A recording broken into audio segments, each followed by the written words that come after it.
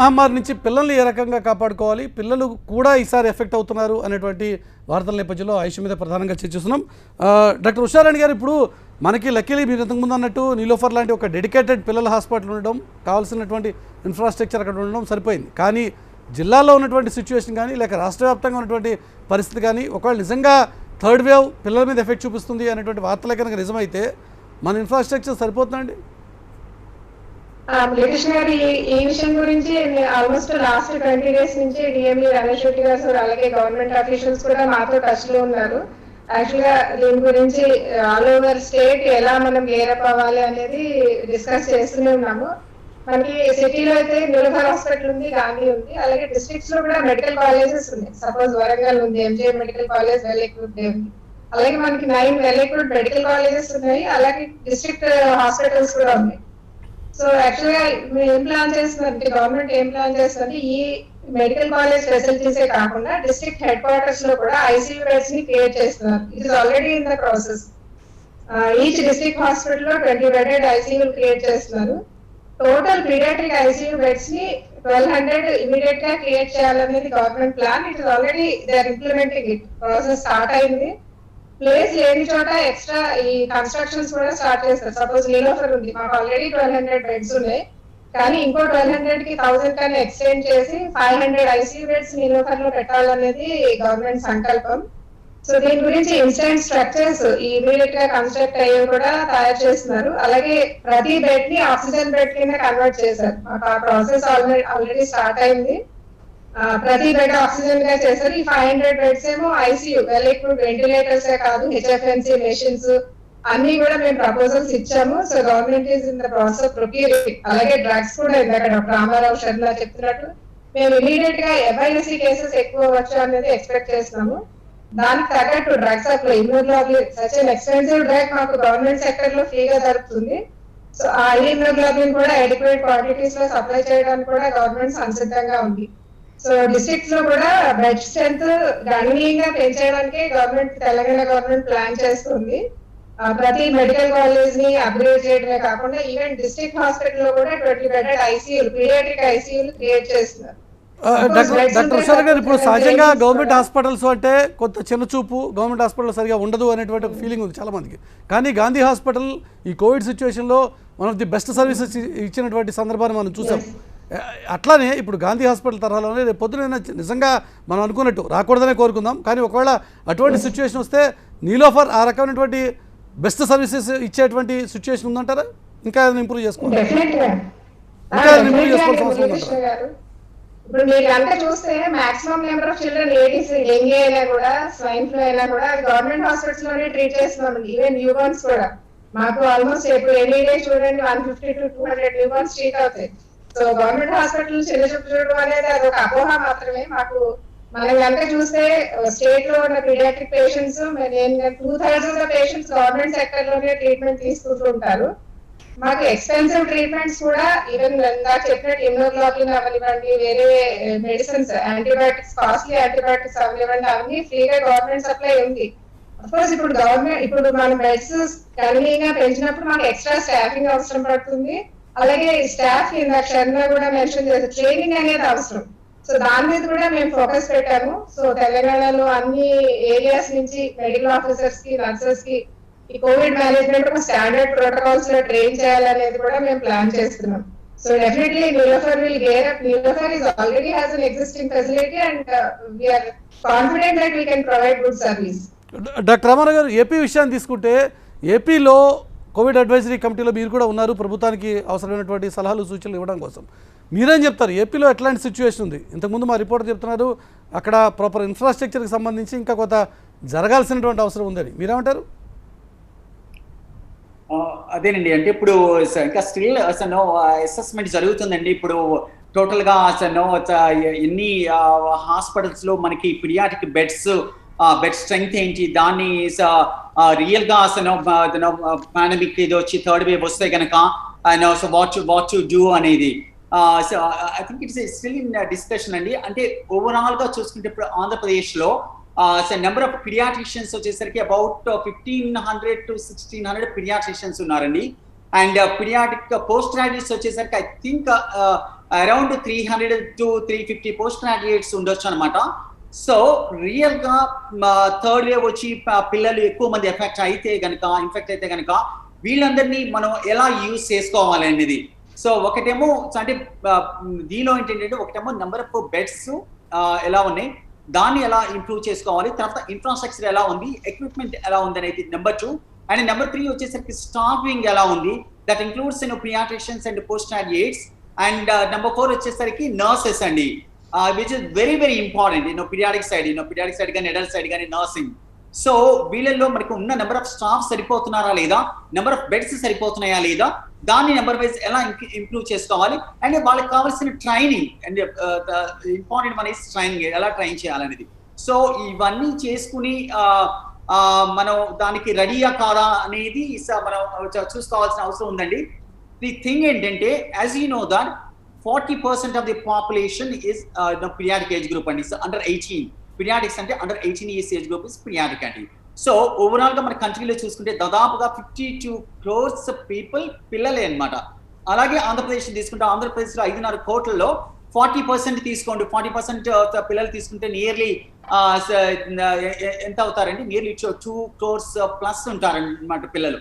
So real గా వాళ్ళకి infect అయ్యి వాళ్ళకి ర్యాపిడ్ గా ప్రోగ్రెస్ అవుతా ఉంటే కనుక, నెంబర్ ఆఫ్ చిల్డ్రన్ ఇన్ఫెక్ట్ అయితే కనుక వాట్ యు డూ, దానికి తగినట్టుగా మనకి ఎంత ఉంది, మనకి ఇన్ఫ్రాస్ట్రక్చర్ మనం ఎలా ఇంప్రూవ్ చేసుకోవాలనేది స్టిల్ ఇన్ ది డిస్కషన్ అండి.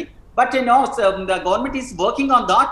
గవర్నమెంట్ అడ్వైజరీ కమిటీ వేయటం, పీడియాట్రిక్ టాస్క్ ఫోర్స్ కమిటీ వేయటం జరిగింది. So they are doing the things అండి. సో బిఫోర్ హ్యాండే వాళ్ళు కమిటీ వేసి దాన్ని తగినట్టుగా అసెస్ చేసుకుని how to go about it అనేది ఆలోచిస్తున్నారండి.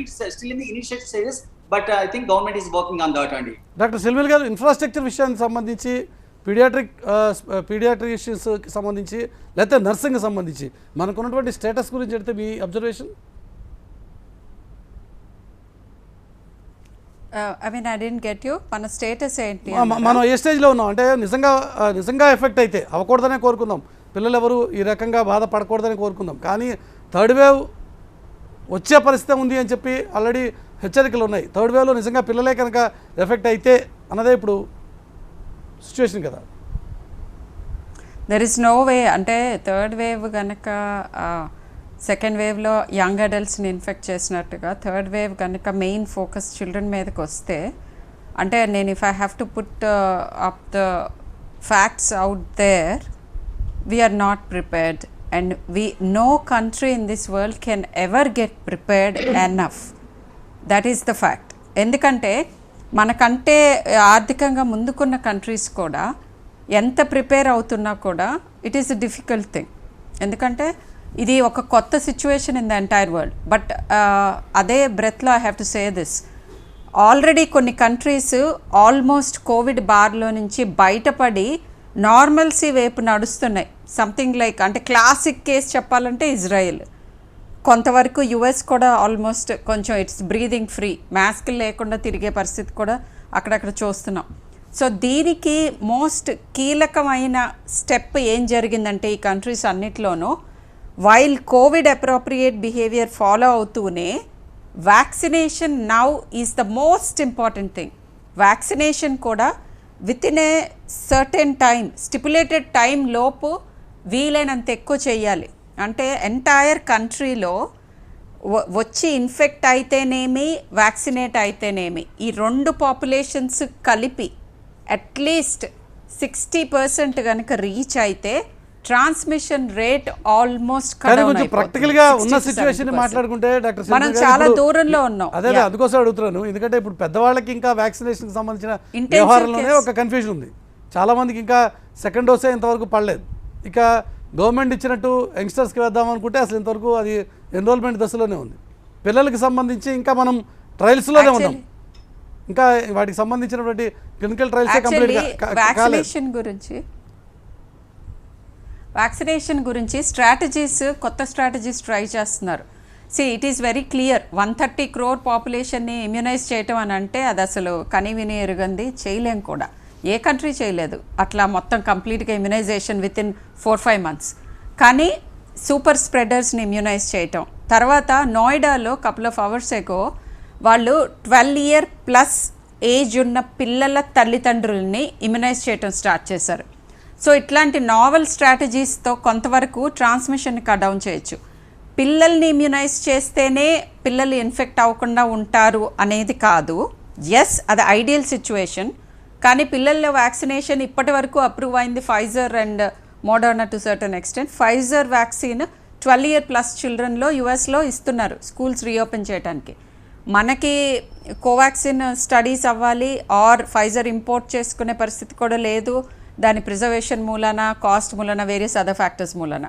సో ఇవన్నీ పక్కన పెడితే ఎవరైతే high risk people who can spread it to the children, అంటే వాళ్ళ తల్లిదండ్రులు బయటకు వెళ్ళి వచ్చేవాళ్ళు, తర్వాత ఇట్లాంటి వాళ్ళని ఇమ్యునైజ్ చేస్తే కూడా పిల్లల్ని ప్రొటెక్ట్ చేసుకోవచ్చు. అది యంగ్ పేరెంట్స్ని కాపాడుతుంది అండ్ పిల్లల్ని కాపాడుతుంది. సో ఇలా న్యూ స్ట్రాటజీస్ అవలంబించవచ్చు. అండ్ ఇంకొకటి ఏంటంటే high risk children, immune compromise అయిన చిల్డ్రన్, ట్రాన్స్ప్లాంట్స్ అయిన చిల్డ్రన్, క్రానిక్ లంగ్ డిసీజ్ ఉన్న చిల్డ్రన్, ఇలాంటి వాళ్ళని చేయొచ్చు. అండ్ మోస్ట్ ఇంపార్టెంట్లీ ఇప్పుడు మన దగ్గర ఉన్న ఆయుధాలు ఏంటి అని అంటే, పిల్లల్లో సిమ్టమ్స్ రాగానే ఆన్లైన్ కన్సల్ట్ తీసుకోండి. మేము మీకు వార్నింగ్ సైన్స్ చెప్తాం, ఇలా ఇలా ఉంటే కనుక ఇమీడియట్గా మళ్ళీ బ్యాక్ రండి. ఆ టైంలో చీపెస్ట్ మెడిసిన్స్ తోటి సీరియస్ అవ్వకుండా ఆపచ్చు, అసలు ఆక్సిజన్ రిక్వైర్మెంట్లోకి వెళ్లకుండా ఆపచ్చు. ఇన్ఫ్లమేటరీ సిండ్రోమ్స్లోకి వెళ్తా అంటే simple, steroids are very very cheap drugs. And steroids గురించి భయపడాల్సిన అవసరం లేదు, కానీ సెల్ఫ్ మెడికేట్ చేసుకోకూడదు. And this is very important. And sadly పిల్లల్లో కూడా మ్యూకర్ స్టార్ట్ అయిందని చిన్న వార్తలు వచ్చినాయి. సో ఇవన్నీ ఏంటంటే మీరు ఫస్ట్ సింపుల్ థింగ్స్ ఏనండి, ఇంకా బేసిక్సే. ఏదొచ్చినా, చిన్న లక్షణం వచ్చినా ఆన్లైన్ కన్సల్ట్ తీసుకోండి. సింపుల్ టెస్ట్లు CBP, CRP, ESR inflammatory markers చేయగానే ఏ చైల్డ్ ఇన్ఫ్లమేటరీ సిండ్రోమ్లోకి వెళ్ళబోతోంది, ఏ చైల్డ్ ఫాలోఅప్లో ఉండాలి, ఇలాంటివి చెప్తాం. ఇంకొక కన్సల్ట్ తీసుకున్నప్పుడు ఇన్ఫ్లమేటరీ సిండ్రోమ్లోకి వెళ్తూ ఉంటే వాళ్ళకి హాస్పిటల్ అడ్మిషన్ అవసరమైతే హాస్పిటల్ అడ్మిషన్ చెప్తాం, లేదంటే కనుక ఇంట్లోనే అండర్ మానిటరింగ్ మందులు ఏం వేసుకోవాలో చెప్తాం. ఈ రెండు కనుక చేస్తే చాలా వరకు పిల్లలకి అసలు హాస్పిటలైజేషన్ కానీ లేకపోతే ప్రాణాంతకమైన వ్యాధులు వచ్చే అవకాశం కానీ లేదు. ఇవన్నీ కాకుండా మీరు సిమ్టమ్స్ రాగానే అప్రోచ్ అయితే కనుక మల్టీ సిస్టమ్ ఇన్ఫ్లమేషన్ కనిపిస్తూ ఉంటే immunoglobulins almost curative, we can save the child. And heart involvement ఉందేమో అని అనుమానం వస్తే కనుక ఒక సింపుల్ ఎకో చూసుకుంటే ఇమ్మీడియట్గా స్టిరాయిడ్స్ అండ్ ఇమ్యునోగ్లోబులిన్స్ వాడుకుని హార్ట్ని సేవ్ చేయొచ్చు. సో అంత ఇన్ఫ్రాస్ట్రక్చర్ విపరీతమైన పెంచుకోవాలి డెఫినెట్గా, దాంట్లో అనుమానం ఏం లేదు. మనం 10% ఆఫ్ ద రిక్వైర్మెంట్లోనే ఉన్నాం ఇంకా మన దగ్గర ఉన్నది. కానీ ఈ చిన్న చిట్కాలతోటి, సింపుల్ మెజర్స్ తోటి, అవేర్నెస్ తోటి చాలా వరకు సమస్యలు చాలా పెద్దది కానికుండా ఆపేటువంటి ఆస్కారం ఉంది అంటారు. ఆ విషయంలో డాక్టర్ ఉషారణ గారు ఇప్పుడు మరొక ముఖ్యమైన అంశం పోస్ట్ కోవిడ్ సిమ్టమ్స్ పెద్దవాళ్ళలో చూస్తున్నాము. అట్ ద సేమ్ టైం పిల్లల్లో కూడా ఈ పోస్ట్ కోవిడ్ సిమ్టమ్స్కి సంబంధించిన విషయంలో ఎట్లాంటి ప్రికాషన్స్ తీసుకోవాల్సిన అవసరం ఉందంటారు? ఓకే, పిల్లలకు వస్తుంది కొంచెం అసిమ్టమాటిక్గానో లేక కొంచెం సిమ్టమ్స్తోనో బయటపడిపోతున్నారు, ఓకే, నెక్స్ట్ ఫాలోఅప్లో ఎట్లాంటి జాగ్రత్తలు ఉండాల్సిన అవసరం ఉందంటారు? ఇప్పుడు పిల్లల్లో మెయిన్ గా ఫాలోఅప్ లో మేము చూసేది ఈ మల్టీ సిస్టమ్ ఇన్ఫ్లమేటరీ సిండ్రోమ్, ఎంఏఎస్సి అని ఏదైతే మనం డిస్కస్ చేస్తున్నామో మెయిన్ గా అదే చూస్తున్నాం. వేరే కాంప్లికేషన్స్ పెద్దవాళ్ళు వచ్చినట్టు వేరే లాంగ్ టర్మ్ కాంప్లికేషన్స్ అయితే పిల్లల్లో రావట్లేదు. మేము లాస్ట్ 1 year నుంచి పిల్లల్ని ఫాలోఅప్ చేస్తున్నాము. ఈ ఎంఐఎస్ వచ్చిన పిల్లలకి మాత్రమే బ్లడ్ క్లాట్ అవ్వడం కానీ, డీప్ వెయిన్ థ్రాంబోసిస్ అని కానీ, హార్ట్ ఎఫెక్ట్ అవ్వడం, మయోకార్డైటిస్, అలాగే కొరోనరీ ఆర్టరీస్ డైలేట్ అవ్వడం, ఇలాంటివి చూస్తున్నాం. సో మనం మెయిన్ గా ఎంఐఎస్సి గురించి అవేర్నెస్ తీసుకురావాల్సిన అవసరం ఉంది. సో థర్డ్ వేవ్ అనేది ఇప్పుడే రాదు డెఫినెట్ గా, బట్ ఎంఐఎస్సి అనేది మనం జూన్ జూలైలో ఎక్స్పెక్ట్ చేయొచ్చు.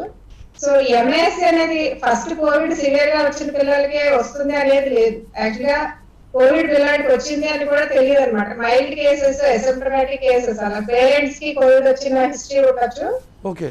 అలాంటి పిల్లల్లో కూడా ఒక 2 weeks 4 weeks తర్వాత ఈ ఎంఐఎస్సి సింప్టమ్స్ రావచ్చు. సో ఎప్పుడైతే పిల్లలకి 4 days నుంచి హై ఫీవర్ ఉంటుందో, లేదా స్కిన్ మీద ర్యాషెస్ కానీ, కళ్ళు ఎర్రగా అవ్వడం కానీ, లేదా బ్లీడింగ్ అబ్నార్మాలిటీస్, లేదా మెయిన్ సింప్టమ్ మేము బాగా ఎక్కువగా చూస్తున్నది ఎంఐఎస్సిలో సివియర్ స్టమక్ పెయిన్, చాలా కడుపు నొప్పి అని పిల్లలు కంప్లైంట్ చేసి లూజ్ మోషన్స్, వామిటింగ్ ఇలాంటి సింటమ్స్ ఉండి ఆ పేరెంట్స్ లో కానీ ఇంట్లో కానీ ఎవరికైనా Covid positivity 2 weeks 3 weeks back ఉంటే ఇలాంటి పిల్లల్ని డెఫినెట్ గా ఎంఐసి లా సస్పెక్ట్ చేసి ఇమీడియట్ గా మేము ఇన్ఫ్లమేటరీ మార్కర్స్ పంపిస్తాము. ఓకే. సో ఈ మార్కర్స్ కన్ఫర్మ్ అవగానే ఇమ్యూనోగ్లోబులిన్ స్టెరాయిడ్ ఇవ్వగానే చాలా మంది ఫాస్ట్ ఇంప్రూవ్ అవుతారు. కాకపోతే పేరెంట్స్ కి అవగాహన కల్పించాల్సిన అవసరం ఉంది. సో 2 వీక్స్ అయిపోయింది, కోవిడ్ తగ్గిపోయింది కదా, పిల్లలు ఇంకేం రాదు అనుకోకూడదు. So 4 to 2 to 6 to 8 2 weeks నుంచి 8 వీక్స్ మధ్యలో ఈ ఎంఐఎస్ అనేది ఎప్పుడైనా రావచ్చు. కాకపోతే ఒకటి అదృష్టం ఏంటంటే only 1% of the Covid positive children లోనే ఈ ఎంఐఎస్ అనేది వస్తుంది. సో ఇది ఉంది అని పానిక్ అవ్వకండి పేరెంట్స్. జస్ట్ ఇది మైండ్ లో పెట్టుకోండి. ఇలాంటి సింటమ్స్ సైన్స్ కానీ కనిపిస్తే వెంటనే డాక్టర్ దగ్గర తీసుకెళ్ళండి. సో ఇది ట్రీటబుల్ కండిషన్, ఇమీడియట్ గా గుర్తిస్తే వెంటనే ఇంజెక్షన్ స్టీరాయిడ్స్ ఇమ్యూనోగ్లోబులిన్ ఇస్తే చైల్డ్ ప్రోగ్నోసిస్ చాలా బాగుంటుంది. థ్యాంక్ యూ సో అండి. ఈ అవగాహన కల్పించడం అనేది చాలా ఇంపార్టెంట్. దీనికి మించి వేరే లాంగ్ టర్మ్ కాంప్లికేషన్స్ అయితే మేమేమి చూడలేదు. ఒక కేసు కాకినాడలో మ్యూకర్మైకోసిస్ వచ్చిందని రిపోర్ట్ చూసాము. అంత తప్ప మిగతా మ్యూకర్మైకోసిస్ కేసెస్ అయితే మేము ఇప్పటివరకు ఏమీ చూడలేదు. థ్యాంక్ యూ అండి. Thank you so much. ముగ్గురు డాక్టర్లకి లైవ్లోకి వచ్చేందుకు, మీ అభిప్రాయాలు తెలియజేసేందుకు. పిల్లల విషయంలో తీసుకోవాల్సిన జాగ్రత్తలకు సంబంధించిన విషయం ఇది. అప్రమత్తంగా ఉంటే పిల్లలకి సంబంధించిన సమస్యలు వచ్చినా కూడా దాని నుంచి కూడా బయటపడేటువంటి ఆస్కారం ఉందంటే నిపుణులు చేస్తున్నటువంటి సూచన.